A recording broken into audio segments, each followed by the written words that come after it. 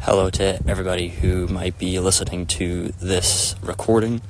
I wanted to make a few comments on the recent election of Robert Prevost, also known as Leo XIV.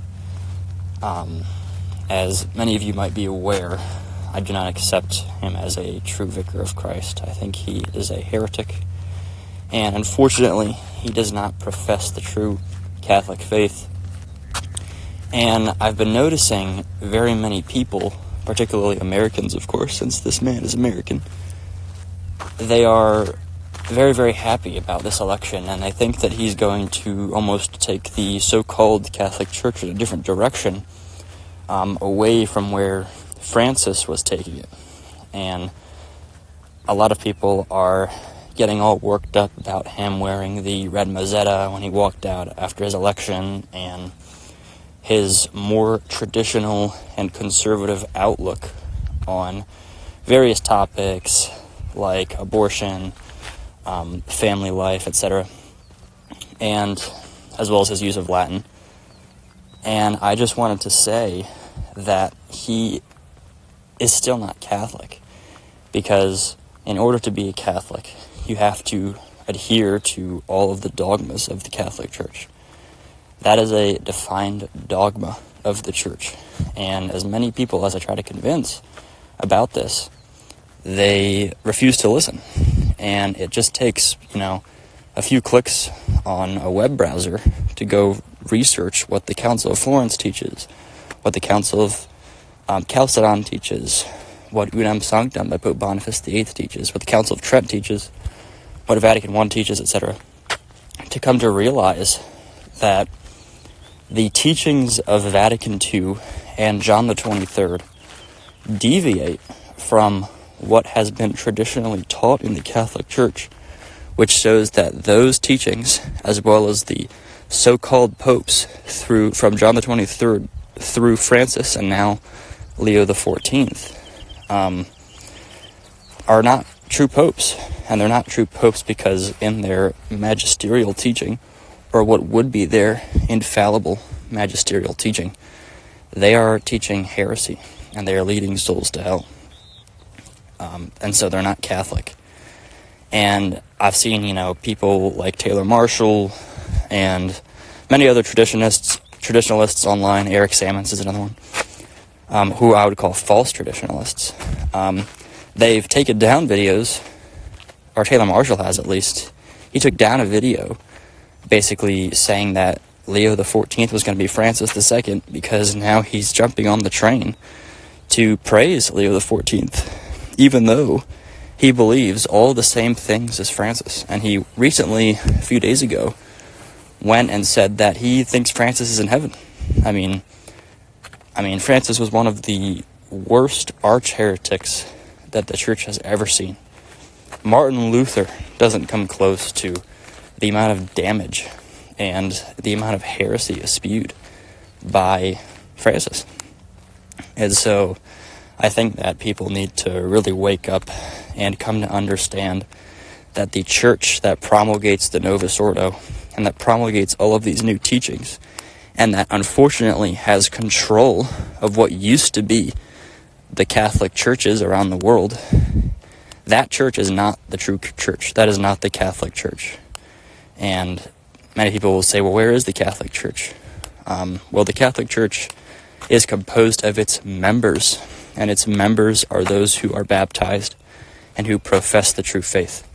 So if somebody is not baptized, or if somebody does not profess the true faith, then that person is not a member of the Catholic Church, and therefore cannot be a leader inside of it. And I think that this has been a test from God the past 60, 70 years, that God has given to his few faithful that remain, because he notices that many people lack true faith, and they actually lack a true spiritual life, and they're so involved, and they're so interested in externals, and that's all that they want. And that's another reason why I see so many people leaving the Novus Ordo and converting to Eastern Orthodoxy or even Anglicanism, because those churches have right now more external beauty than the Novus Ordo Church does. That's foolish, of course, but it's just a sign that people lack true faith. Another thing that I wanted to touch on was the fact that he took the name Leo XIV. It is a traditional name. I mean, Pope Leo XIII, who reigned before Pope St. Pius X in the late 1800s and into the very beginning of the early 1900s. He was one of the, I would say, more stauncher, longer reigning popes in history, and he was the one who saw the vision of Jesus and the devil arguing. And in that vision, the devil asks Jesus to give him 100 years to destroy his church. Now, that does not necessarily mean that Jesus gave him the 100 years right there. It could have been later. And I think it was probably around the 1920s, maybe even the death of Pope Pius XII, and we are now living in that time. And what appears to be the Catholic Church is not actually, and that's the true test, is that those who are Catholic, like, for example, take a martyr from the early church history. He would reject almost everything that comes out of Vatican II or any of these anti-popes. Benedict XVI, Francis, John Paul II, etc.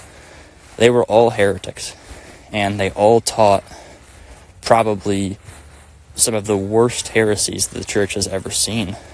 And people today, they just blink and they keep going with their life because they could care less about what is actually taught. All they care about is, we want a conservative mass, and we just want to go have someplace to go on Sundays. And they're so attached to their community, and that's what I've noticed, is many of these people are so attached to just having someplace to go, and they're unwilling to actually do the research, which doesn't take long. I mean, it could probably take somebody 10 minutes to compare the two teachings from Vatican II versus the previous dogmatic teachings of councils, popes, the consensus of the early church fathers, etc., on the various issues that come up. For example, religious liberty. Leo XIV recently just stated, this is probably 3 days after he was elected, that every single religion has a right to worship. And that is a condemned heresy.